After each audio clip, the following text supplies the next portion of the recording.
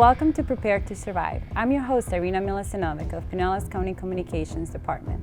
And joining us here today is Doug Blackwell, coordinator with Pinellas County Emergency Management. Thank you for being here today, Doug. Thank you. I appreciate the opportunity. So one of the main questions that residents have during a hurricane season is whether to stay or whether to go, whether to stay in Pinellas County or should they go somewhere out of town. How can they make that informed decisions for their family? The best way for them to make that informed decision is to stay aware of the news and what the situation is. If it's a hurricane that they're preparing for, we encourage them to tune into local radio stations, the local county station, as well as the media outlets, and know in advance, a few days in advance, that something is pending and that they're aware of it. And the main thing to know is for every family member is what their evacuation zone is, where their home is located. Why is that so important? It's very important because the county has a number of different evacuation zones ranging from A to E based on the lower elevations and their proximity to water. It's important for them to know that in advance so that as we give those evacuation orders, they know that they should be going at that point in time. And if their home is one of those that falls under evacuation, and if they were to evacuate, what do they need to know? What they're going to need to know is whether they're going to be going to a local school for shelter or whether they're going to be going to a hotel in the area or perhaps outside of the area. That decision is really up to them as to what they think is best. As they are evacuating, they are going to need to remember to bring key medications for themselves or loved ones. Diapers, baby food, things of that nature, things that they need day to day, but most likely they won't be able to get under those conditions. And if they're staying in Pinellas County, you talked a little bit about shelters. If they're special needs family members, do they need to register ahead of time for these shelters? Yes, we prefer that they do register ahead of time. That makes the process much easier and gives them a little more comfort in knowing that they are pre-registered, so it lowers that anxiety level. Mm-hmm. Both for the patient and the loved one that might be, making that registration form. It also gives our fire departments, who's responsible to pick them up, enough time in advance to know how many people they're going to be picking up under those conditions. And they can register by going? They can either go online and they can register electronically, or they can call the Pinellas County Emergency Management Office, and we can assist them with that process. So just going on pinellascounty.org emergency, and they will be able to get that Correct. Online form. And you also talked a little bit about family members, pets. Nobody wants to leave their pets behind, but sometimes people stay home when they shouldn't with their pets. What are the options for pet owners? We've got great options in Pinellas County for pet owners. We have recognized that can be a concern for folks. And we have allocated certain shelters to be pet-friendly shelters, meaning that they can go with their pet. There are certain conditions that they need to abide by. But again, all those requirements would be available online also or through the office if they make a phone call. And if they decide to leave the county, the hurricane is coming, the warning has been issued, what do they need to know? Well, they need to know that when it may be a little while before they can come back.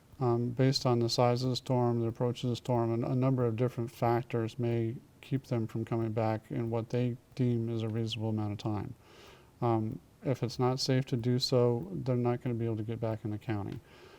That decision is ultimately, the Sheriff's Department that makes that decision for reentry in collaboration with Sally Bishop, our Director of Emergency Management. Mm-hmm.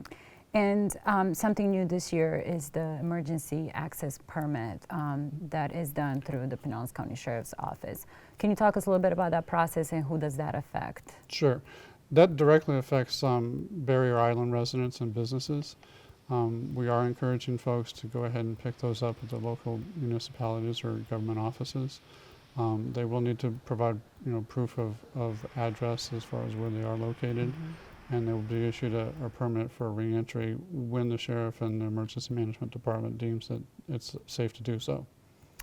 And something that is different is if you don't have to evacuate, how does that affect, how does a hurricane still affect you? It can affect you greatly, actually. If you don't have to evacuate, that means that you're going to probably ride out the storm in your residence. So you do need to be prepared in boarding up your home or sheltering your home It also gives you the opportunity to, have family members or business associates, stay in your home if that's something that you choose to do in advance and plan for. And to prepare host home, what do you need to do? Who do you need to reach out? The host home program is not managed by Pinellas County. It's a volunteer process. Normally we find that business organizations or faith organizations, civic organizations, homeowners, things like that, we'll encourage them to co-host another member of that, organization. A lot of times we'll find churches that are reaching out to elderly populations or those in need with people that are familiar to them, so that lowers their anxiety levels also. And I think that something that's important to say is that for people who are evacuating, you need to reach out to those who are not in an evacuation zone before the storm. You can't just call them that day and say, hey, can I come over? So I think it's important to have that relationship and establish where are you going. Absolutely. Our key and one of my tasks at the county is preparedness. And part of that preparedness process is knowing in advance what you're going to do. We can't instill that enough in the citizens and the businesses in the county that you really do need to have a plan and know what you're going to do and when you're going to do it. If you were to start today to create your plan, what are the first steps that you need to do? I think one of the first steps you want to do is to establish whether you are in an evacuation zone. First and foremost, that'll give you a baseline for how you're going to approach, your possibilities. Once you've done that, make an assessment as to whether you have family members that do require special needs, or whether you have a pet that's going to require pet-friendly sheltering, things of that nature. Once you've established that, then you can start, planning out an outline as to what you're going to need to leave. The right amount of medication, or food and diapers for the baby, that type of thing. Pet food if that's something that's required. Each of those steps will build upon itself and help you in that planning process. And it's also important to remember, if you do leave the Pinellas County, it will take you longer to get back. Absolutely. And a lot of people will be eager to come back home to check the damage. So that's something that they need to consider when they decide whether they should stay or go. Sure. They will need to consider that Pinellas County will reopen when it's safe to do so. That's our number one priority. They also need to recognize that being on the coast of Florida, that a hurricane is not just going to affect Pinellas County, it's going to affect the entire Tampa Bay neighborhood. So in addition to Pinellas, they're going to need to travel through Pasco, Hillsborough, Manatee to come back. And those areas are going to be severely impacted also. So it may be difficult to do that. And is there anything else you would like our residents to know? Just first and foremost that our mission is to maintain public safety and have people be as prepared as they can. We just ask that they know their plan in advance, and we're here to help however we can. Thank you, Doug, so much. Thank you. Appreciate the opportunity. And if you would like more information on hurricane preparedness or any other disaster, please visit us at Pinellas County Emergency Management at pinellascounty.org/emergency.